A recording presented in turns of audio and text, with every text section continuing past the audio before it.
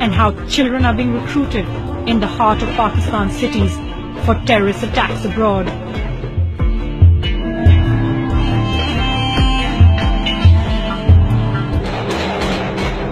Last November, terrorist attack outside Pakistan, killing 164 people in Mumbai.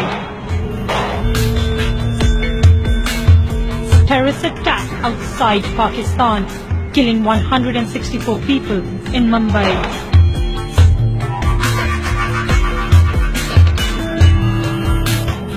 This is the story of Pakistan's Taliban generation.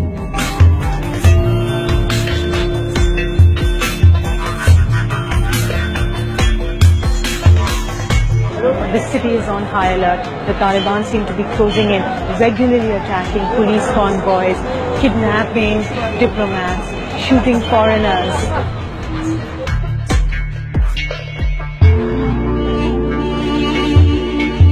Kidnapping diplomats, shooting foreigners.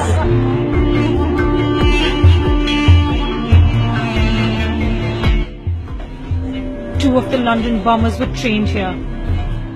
Many of the key terrorist plots in the UK started in these hills.